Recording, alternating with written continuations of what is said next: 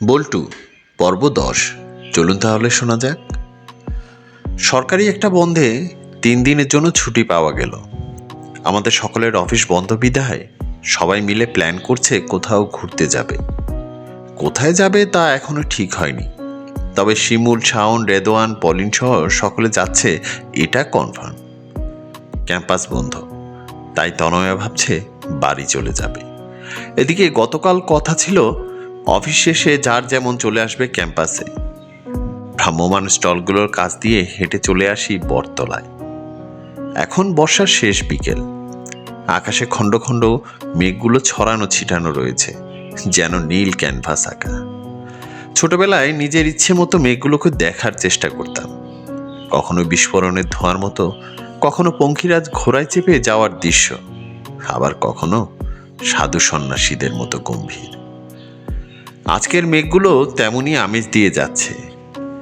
শেষ বিকেলে সোনালি রোদে শুভ্র মেঘ কিছুটা রক্তাভ, আবার কিছুটা সোনালি আভায় মেঘে আছে। অগোছালো মেঘের ফাঁকে উকি দিয়ে যাচ্ছে সোনালি রোদ, আর রোদের আবরণ আকাশের ক্যানভাসে জলছাপ রেখা টেনে দিয়ে গেছে। আকাশটাকে কি সবকিছু বলা হয়েছে? আরে তুমি কখন এলে? সরি, হ্যাঁ, তোমায় একদম খেয়ালই করিনি, কিছু মনে করো না।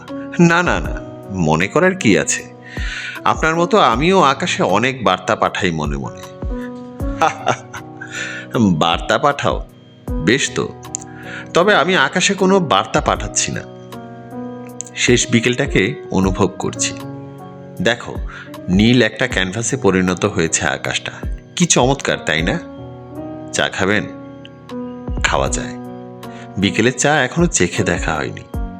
চলুন তাহলে হাঁটি, সামনের মোড় পেরিয়ে বাদাম গাছতলার বেদিতে বসে চায়ের কাপে বিকেলটা কাটাই। বাতাসে কেমন জানি আমোদী ভাব রয়েছে। মৃদু মিষ্টি বাতাস কোন সে নেশায় মাতাল করে তোলে। ইচ্ছে হয় অনন্তকাল এমনই আভাস মাখিয়ে ঘুরে বেড়াই। এটা হয়তো প্রকৃতির পরিবর্তন, হেমন্তের ছোঁয়ায় মন মাতিয়ে বর্ষা নিচ্ছে বিদায়। আমরা বাদাম গাছতলার বেদিতে বসে চায়ের কাপে গল্প জুড়ে দিয়েছি। মন শান্ত পবনে শীতল হয়ে আছে। অজানা ভাবনায় মনের গহীনে উকি দেয় কিছু বেনামি সুখ। আমাদের মাঝে অনুভবগুলো জাগ্রত, তবে সেই অনুভবের কোনো নাম নেই, রূপ নেই, কোনো পরিচিতি নেই। আমরা দুজনেই জানি এই সুপ্ত অনুভবে অদৃশ্য একটা বাঁধনে বাঁধা আছি শুধু। আপনাদের যাওয়া হবে কোথায়, সেটা কি ঠিক হয়েছে? না, এখনো ঠিক হয়নি। আজ বসে একটা সিদ্ধান্তে আসতে হবে, নতুবা যাওয়া হবে না। এক কাজ করতে পারেন, আপনাদের কারো যেখানে যাওয়া হয়নি এমন একটা স্থান নির্বাচন করুন। ঝামেলা আছে, এটাই দেখা যাবে আমাদের সকলেরই কোনো না কোনো জায়গায় বেড়ানো হয়েছে, তখন মতভেদ দেখা দিবে। আমি সকলকে বলেছিলাম এমন একটা জায়গা নির্বাচন করতে যেখানে গিয়ে নতুনত্ব পাই। আমাদের কথা চলছে, এমনই সময় উপস্থিত হলো পলিন ও রেদওয়ান, আর কিছুক্ষণ পরে আসলো শিমুল আর শাওন। টপিকস যেহেতু চলমান, তাই নতুন করে পালে হাওয়া দিতে হয়নি। আমাদের আলোচনা রেশ ধরে শুরু হয়ে গেল পক্ষ বিপক্ষের মতামত ও কথোপকথন। কথার গভীরতায় এতটাই হারিয়ে যায় যে কিছুক্ষণ আগে আকাশের মাঝে ফুটে ওঠা ফুটফুটে ক্যানভাসটা কখন হারিয়ে গিয়ে কালো রূপ ধারণ করেছে তা টেরই পাইনি। অবশেষে সকলের সম্মতিক্রমে ঠিক হলো ঐতিহাসিক স্থানগুলোতে ঘুরে আসব, আর সেজন্যই রাজশাহী বিভাগকে প্রাধান্য দেওয়া হয়েছে। তনয়া, ছুটিতে তোমার কোনো প্ল্যান আছে নাকি? না ভাইয়া, তেমন কোনো প্ল্যান আপাতত নেই, তবে ইচ্ছে আছে বাড়িতে গিয়ে ঘুরে আসব। বাড়িতে যাওয়া অতটা জরুরি না হলে আমাদের সাথে অ্যাড হতে পারো, তুমি তো এখন আমাদের আড্ডারই একজনা। এখানে আপনারা সকলে বেচমেট, আর আমি বোধহয় আপনাদের সাথে মিলিয়ে নিতে পারবো না। পারবে না কেন? এই যে আমরা প্রতিদিন আড্ডা দিচ্ছি, তাতে আনকমফোর্ট ফিল করছো নাকি? এটা কোনো কজ হতে পারে না, অন্য কোনো সমস্যা থাকলে বলো। তনয়া, তুমি থাকলে আসলে পলিন অনেকটা কমফোর্ট ফিল করবে। মেয়েরা মেয়েদের বেশ গুছিয়ে নিতে পারে। এখন তোমার অন্য কোনো সমস্যা না থাকলে তুমিও যাচ্ছ আমাদের সাথে। কিন্তু ভাইয়া, আর কোনো কিন্তু নয়, তোমার অন্য কোনো সমস্যা না থাকলে তুমি আমাদের সাথে আসবে, দ্যাটস ফাইনাল। একটা অপ্রস্তুত বিষয় ঘটে গেল, যার আভাস আমার মাথায় ছিল না। রেদওয়ান শাওনের কথায় সে রাজি না হলেও অবশেষে পলিনের অনুরোধে এক প্রকার রাজি হয়। প্ল্যানটায় নতুন করে যোগ করা হয় শাওনের স্ত্রী পাপিয়াকে। তাদের ছিল প্রথম বিবাহ বার্ষিকী, তাই সুযোগটা হাতছাড়া করেনি শাওন। শুরু হলো প্ল্যানিং, তারপর বাজেটিং। আমাদের সবকিছু গুছিয়ে নিতে রাত 8টা বেজে যায়। তারপর এক এক করে সকলে ক্যাম্পাস ছাড়ল, কিন্তু তনয়া রিকশায় উঠতে গিয়েও থেমে যায়, চলে গিয়ে আবার ফিরে এসে মুখোমুখি। প্ল্যানটা কি আপনার ছিল? কেন বলো তো? আহা বলুন না। না, তবে তোমার আপত্তি থাকলে যাওয়ার প্রয়োজন নেই। সংকোচ নিয়ে গেলে সময়টা বাজে কাটবে। আমি যাব। কেন যাবে? নিজের প্রয়োজনে। জানি না জীবনের কতটুকু পথ থাকবে আপনার সাথে, তবে যেটুকুই পাই কুড়িয়ে নিই। স্মৃতির ফ্রেমে বন্দি থাকুক না কিছুটা সময়। কথাটা বলে সে রিকশায় উঠে বসে, আর বিদায় নিয়ে রিকশাটা চলে গেল মেইন রাস্তার দিকে। আমার কিছুই বলা হয়নি, শুধু নির্বাক শুনে গেলাম। তারপর তাকিয়ে রইলাম তার চলে যাওয়া পথের পানে। শেষ বাক্যটায় কিছু কি বোঝানোর চেষ্টা করলো? কিছু অজানা অনুভব মৃদু বাতাসের মতো ছুঁয়ে যাচ্ছে। ভাবছি আর হাঁটছি। ব্যস্ততম শহরের যানজট, ভিড় কোনোটাই যেন আমাকে স্পর্শ করছে না। রাতে প্ল্যাটফর্মে ফিরতে অনেকটা দেরি হয়ে যায়। আজ অন্যরকম এক অনুভব মনের মধ্যে নাড়া দিয়েছে। অনুভূতিগুলো মেঘের ডানায় ভর করে মনেরই আকাশে ঘুরে বেড়াচ্ছে। ভাবনার সাগরে এতটাই ডুবে আছি যে পেটে খিদে সেদিকে খেয়ালই নেই। আমি অন্যমনস্ক। হঠাৎ তন্দ্রা কাটলো খিলখিল আওয়াজে। সামনের বেদিতে বসে বল্টু আমার দিকে তাকিয়ে হেসে যাচ্ছে। ইশারায় ডাকলাম, অমনি চট করে চলে আসে আমার পাশে। হাসছিস কেন? আপনি সিট রাখা মালের ট্রলিতে বসে আছেন এই জন্য। সত্যি তো তাই, এটা তো আমি খেয়ালই করিনি। আগে কখনো এমন হয়নি, কিন্তু আজ হয়েছে। নিজের কাছে নিজেই লজ্জিত। মুচকি হেসে সম্মতি দিতেই বল্টু আবার খিলখিল করে হেসে উঠল। খিদে পেয়েছে তোর? তেমন না, আমার পেয়েছে। চল রেস্টুরেন্টে দুজনে গিয়ে ভরপুর খেয়ে আসি। খাওয়া দাওয়া সেরে আসতে বাজলো রাত 11টা। আজ প্ল্যাটফর্মে আসতে দেরি করে ফেলেছিলাম। খাওয়ার পর বেশিক্ষণ বসা যাবে না, কারণ রাতের শেষ ট্রেন অল্প কিছুক্ষণ মধ্যেই চলে যাবে।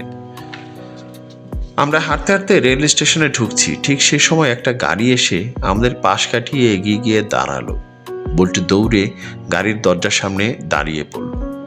একজন বয়স্ক মহিলাকে কোলে করে নামিয়ে হুইল চেয়ারে বসানো হয়, আর বল্টু তার চেয়ার ধরে এগিয়ে নিয়ে যাচ্ছে। তার আচরণে মনে হলো লোকটা তার বেশ চেনা। প্যাভিলিয়নের পাশ কাটিয়ে এগিয়ে গেলাম। ট্রেনের কাছাকাছি আসতেই বল্টু আমাকে টেনে ধরে লোকটার কাছে দাঁড় করায়। জানেন স্যার, এই স্যারে অনেক বড় ডাক্তার। শায়লার আমারে বিনা পয়সায় দেখা দিছে। আরে কি সব বলছো এগুলো? এটা তো আমার দায়িত্ব। এই নাও টাকা। না স্যার, আমি টাকা নেব না। আরে এটা তো তোমার পারিশ্রমিক। দাদি আমারে অনেক মায়া করে। ওই দিন আপেল দিছিল, আইস বিস্কুট দিছে। আমারে এই ছেলে না কইয়া কইছে নাতি। নাতি কি দাদির কাছে টাকা নেয়? টাকাটা রাইখা দেন স্যার, আমি নিব না। কথাটা বলেই সে দৌড়ে চলে যায়, আর বয়স্ক মহিলা তাকে ডাকতে ডাকতে বল্টু বল্টু শোন বলে ডাকছে। আপনি চেনেন ছেলেটাকে? হ্যাঁ, গত কয়েক মাস যাবৎ চেনা হয়েছে তাকে। সিগন্যাল হয়ে গেছে, আমি হেল্প করছি। আপনি আগে উঠুন, তারপর আন্টিকে তুলবেন। তারা দুজনেই ধরাধরি করে হুইল চেয়ারে ভদ্রমহিলাকে রেলের বগিতে তুলতে পারল। হুইসেল বাজিয়ে ট্রেন চলতে শুরু করে। ধন্যবাদ, আমাকে কেবিনে বসিয়ে আসছি, আপনি এখানেই থাকুন। লোকটা চলে গেলে দরজার সামনে দাঁড়িয়ে বাইরে তাকিয়ে আছি। ট্রেনের জার্নি করলে জানালা দিয়ে বাইরে তাকাতে বেশ লাগে। মনে হচ্ছে এই ট্রেন অনেক গুরুত্বপূর্ণ। তাই সকলকে স্থির করে সে হনহনিয়ে ছুটে যায় দূর অজানায়। ট্রেন প্ল্যাটফর্ম ছাড়ার আগেই ভদ্রলোক চলে আসে এই বগিতে। দুজনের পরিচয় পর্বটা দরজায় দাঁড়িয়ে সেরে নিলাম। আসুন, সামনের সিটগুলো ফাঁকা আছে। এয়ারপোর্ট স্টেশন পর্যন্ত কিছুটা আড্ডা দেয়া যাবে, তারপর না হয় নিজ নিজ জায়গায় গিয়ে বসবো। তা আপনি যাচ্ছেন কোথায়? Airport station. উত্তরায় আমার বাসা আর অফিস মতিঝিল। তার মানে প্রতিদিন আপনি এইভাবে আসা যাওয়া করেন? যানজটের শহরে এটা সহজ উপায় বলতে পারেন। তা অবশ্য ঠিক। বল্টুকে আপনি চেনেন নাকি? দেখলাম আপনার প্রতি ও বেশ সহানুভূতিশীল। চিনি বলতে, একদিন রাতে ট্রেনে চট্টগ্রাম থেকে রওনা দিয়ে এসে সকালে নেমেছিলাম। তা তখন ব্যাগ, বাচ্চা আর সাথে হুইল চেয়ারে আম্মা। বুঝতে পারছিলাম না কিভাবে কি করি। তখন এই ছেলেটা এসে হাজির হয়। ব্যাগ নিতে চাইলে আমি দেইনি। এত ছোট্ট বাচ্চা, তার উপর ব্যাগ ও লাগেজের ওজন অনেক বেশি। কিন্তু সে নাছোড়বান্দা, ব্যাগ সে নেবেই। টাকা কিছু দিয়ে বিদায় দিতে চাইলে সে নেবে না, বলে কাজ ছাড়া টাকা নেবে কেন, সে ভিখারি নাকি? আমার তার প্রতি মায়া দেখে শেষে আম্মা বলেন, তুই আমার চেয়ারটা ধাক্কা দিয়ে গাড়ি পর্যন্ত নিয়ে তুলে দিস। সহজেই রাজি হয়ে যায়। তার মুখটা বেশ মলিন দেখলাম। এই সাত সকালে কিছু খেয়েছি কিনা কে জানে। তাই গাড়িতে ওঠার আগে তাকে জিজ্ঞেস করি, সকালে খেয়েছিস কিছু? অসহায়ের মতো তাকিয়ে থাকলো, কিন্তু কিছুই বলল না। আম্মা বুঝতে পেরে তাকে 100 টাকা দেয়। প্রথমে নিতে চায়নি, পরকে ধমকে হাতে ধরিয়ে দেয়। জানেন, ছেলেটার মধ্যে একটা সততা ও আত্মমর্যাদা বোধ খুঁজে পেলাম। ঠিক তাই, আমি ওকে বেশ কয়েক মাস ধরে চিনি। অনেক সৎ মনোভাব পোষণ করে, আর ওর চিন্তা চেতনা তার বয়সের তুলনায় বেশ বড়। ঠিক তার জামার মতো। বাবা মা নেই, তাই এতিমের জীবন কাটায়। আরে বলেন কি, সেদিন আমার কাছে এক অসুস্থ মহিলাকে নিয়ে এসে হাজির। জিজ্ঞেস করায় প্রথমে বলে মা, তারপর বলে আমি তো তারে মা ডাকছি, সে আমাকে ছেলে মানে না। সারাদিন ব্যস্ততায় থাকি, তাই এসব বিষয় নিয়ে মাথা ঘামাই না। ওর পরিবেশটাই এরকম। ছেলেটার প্রতি কৌতূহলী হয়ে আমি ওর আশপাশের অনেকের সাথে কথা বলেছি, কিন্তু দেখলাম সকলে এই ছেলেটাকে উপহাস করে, তিরস্কার করে। মমতার জায়গাটা তার একেবারে শূন্য বলা চলে। সে গড়ে উঠেছে ওদের নিষ্ঠুরতায়, একটু একটু করে। এক বৃদ্ধার কাছে বড় হয়েছে, আর সেই মহিলা তাকে তার প্রয়োজনে লালন করেছে, যেন ভিক্ষে করতে পারে বাচ্চা নিয়ে। জানেন, আমি এই শ্রেণীটার কাছে না গেলে বুঝতেই পারতাম না যে এই মানুষগুলো কতটা নিষ্ঠুর আর অমানবিক।